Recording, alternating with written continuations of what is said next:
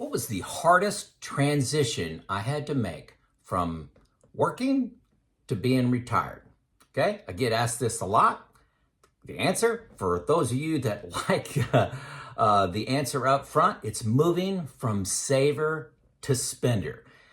Now, this is where I've spent most of my work, most of my analysis time, and I'm going to detail exactly what I did to help me make that transition.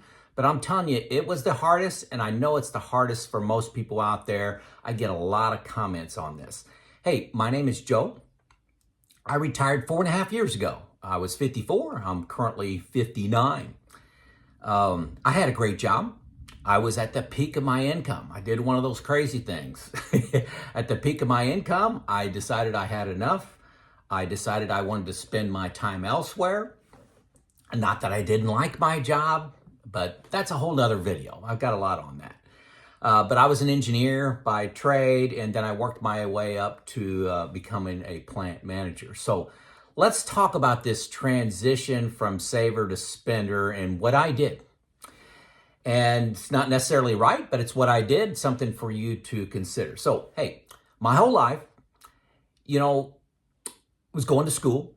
You were learning new skills, going to high school, going to college. Then you start work and you're saving for a house, you're saving for a car, you're saving for retirement. Everything's about the future and gaining skills and saving money and, saving for tomorrow. Living for tomorrow. I grew in my career and started saving initially about 9%. My company matched 100% of 6%, which was very sweet.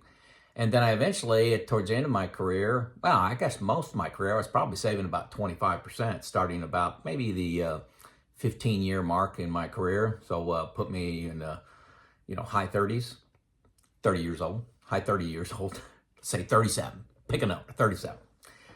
I was always trying to get the highest return on my investments and go for stocks, take risks. When the markets were down, like in the dot-com 2000, 2002 bear market, just keep on buying low. Buying at a low price, and, it was great. Dollar cost average in, and bear markets are great while you're working. The Great Recession, just keep on going through. Didn't change any spending habits, just normal life because I was working. I essentially ignored those bear markets, but they really did help out when you look at what I was able to buy stocks for. But keep in mind, I was working, okay? And this is all leading up to moving from saver to spender. Okay, now retired. Okay, so in the early months of being retired, there's a change. There's a change. I'm going to try to use I through this.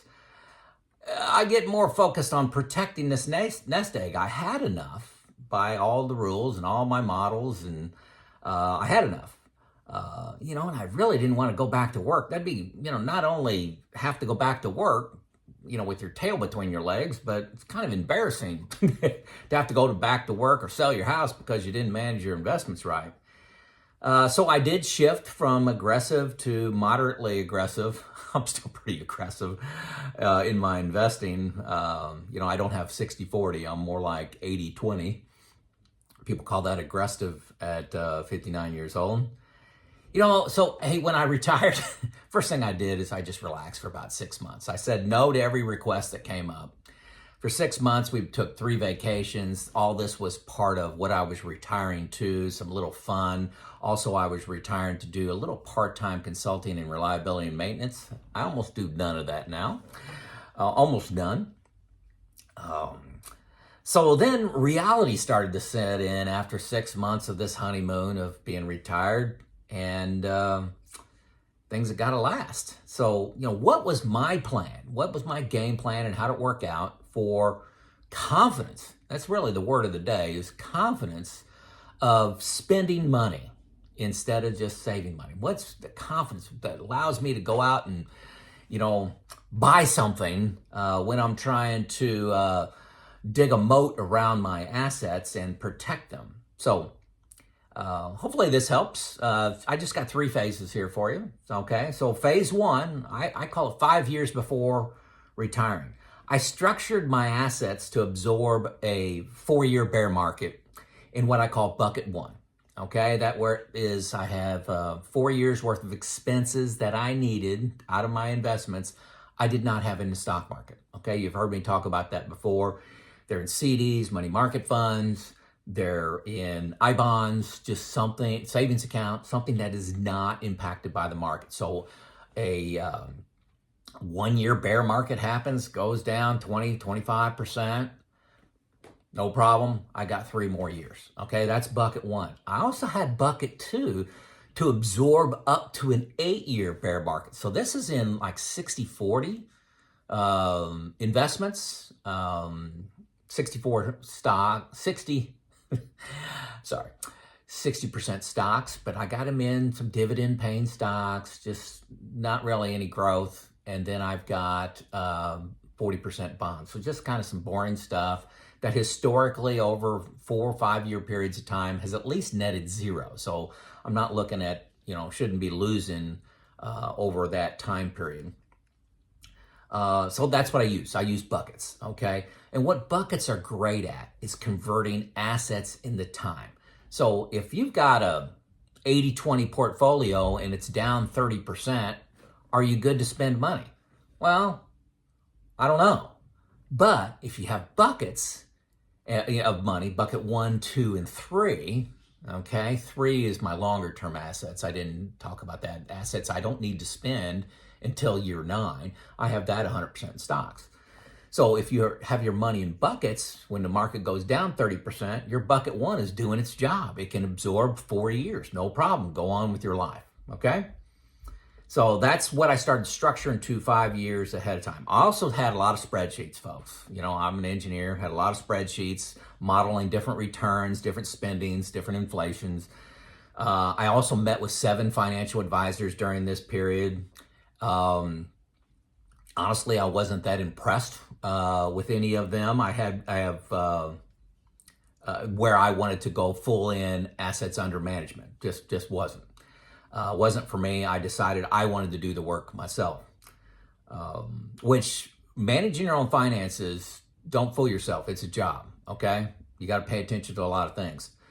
The next thing I did, this is all in phase 1, is I started a retirement group to help with sanity checks, a plan review, intimate sharing of my plan, my expenses, my fears. We also had group learning on things like long-term care, when to take Social Security.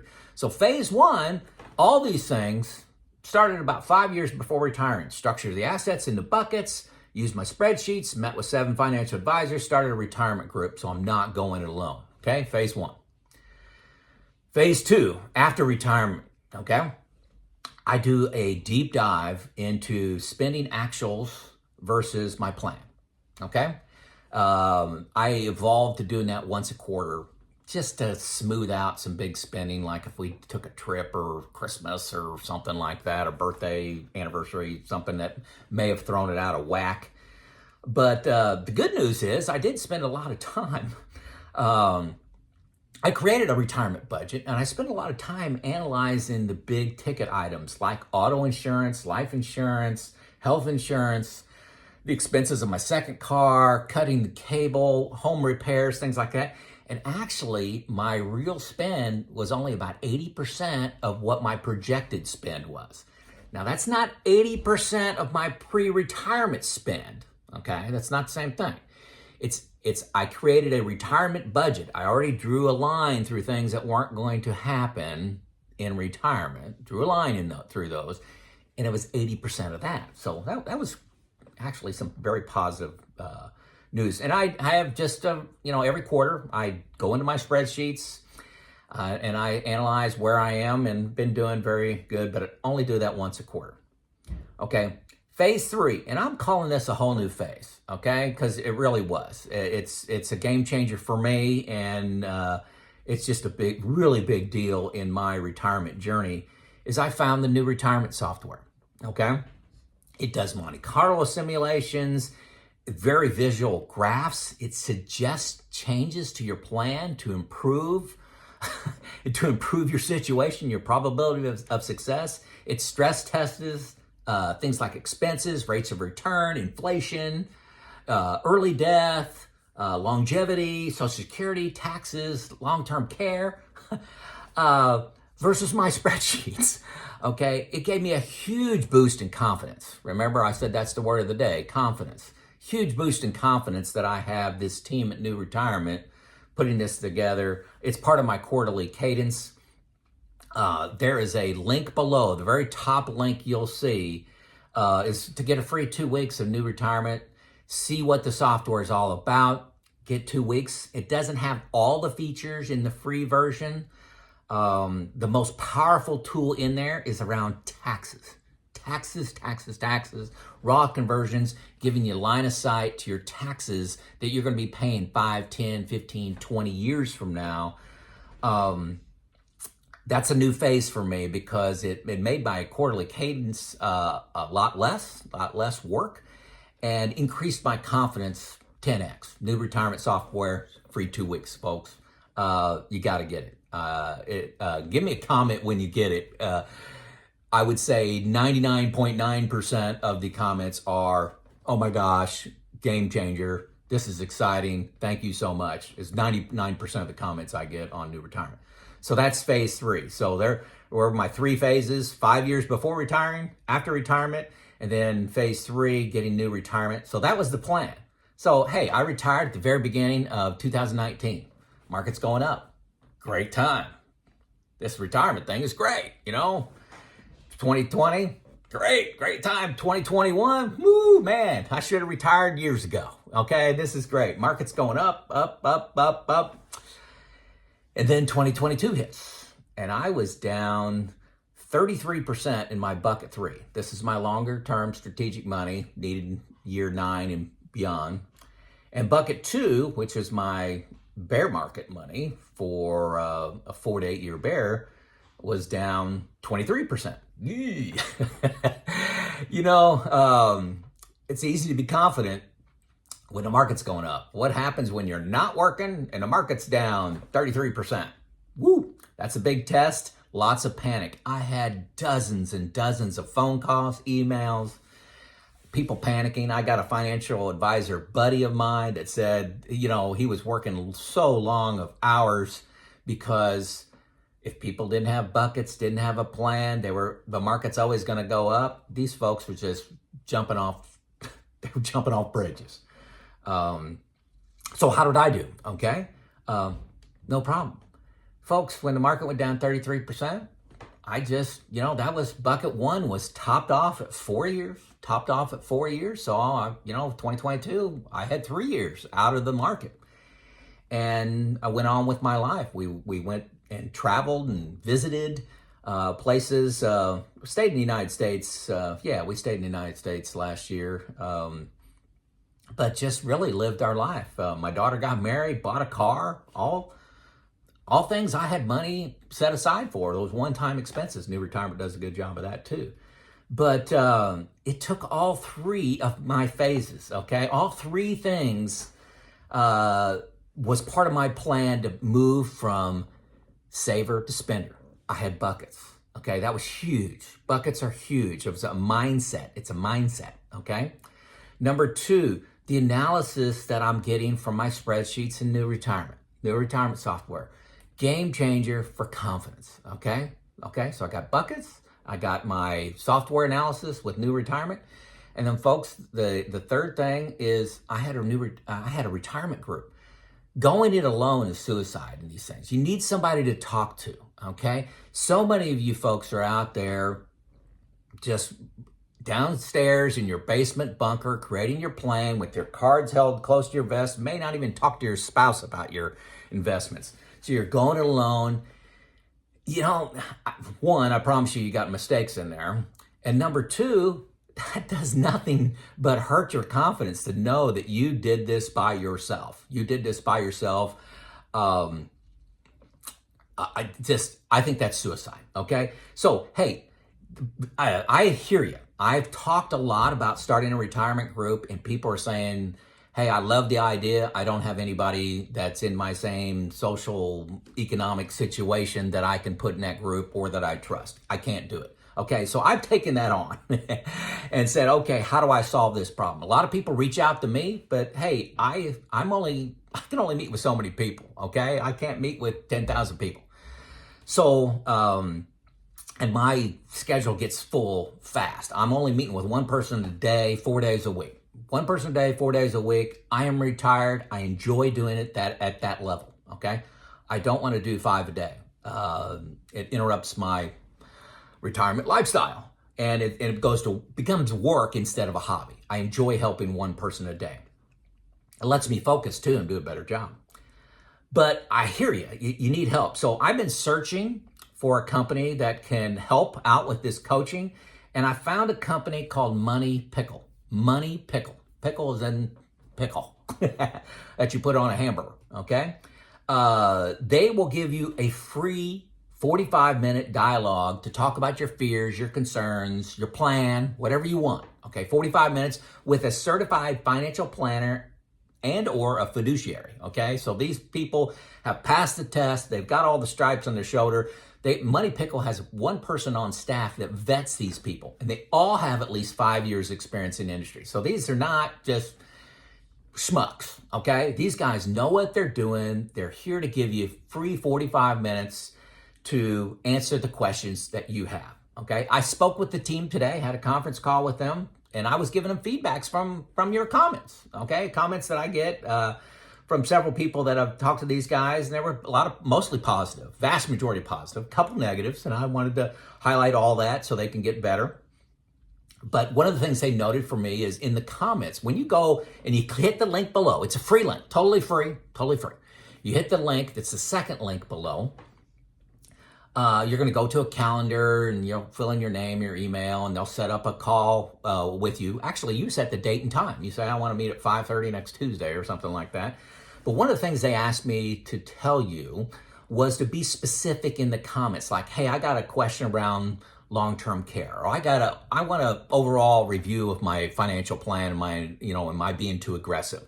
Or I got a question around Social Security, or any combination of those. But try to be specific, because they try to match you up with one of their 15 approved CFPs, fiduciaries.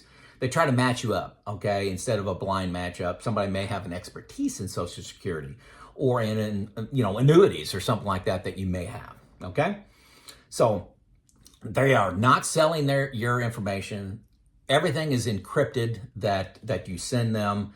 And they are going to ask you for a quick survey. It's just like, a star rating and any comments you want to add after the call so that they can improve. And I'm trying to improve them as a resource to you. Do not go it alone, okay? Okay, I cannot stress that enough. If you want to move from saver to spender, I can't stress enough how important it is not to go it alone, okay? Now, what I added to that is I added my buckets, and I added New Retirement, that software in my spreadsheets, okay? So hopefully that all makes sense and not throwing too much at you. So, hey, so as of today, today's July 2023, my bucket 2 is up. I'm getting since I've retired, a 5% compounded annual growth rate. And this, that's pretty decent. Not high, but not low. My bucket 3 is up 9%. I'm actually real happy with that. My bucket 3 compounded annual growth rate is 9%. I got more money now than when I retired 4.5 years ago. Bucket 1's kind of a mess, because of interest rate changes. I got CDs, I-bonds, money market funds. It was too complicated for me to calculate what my return on that bucket 1 was. But when I set it up when I was retiring, I was hoping for 0.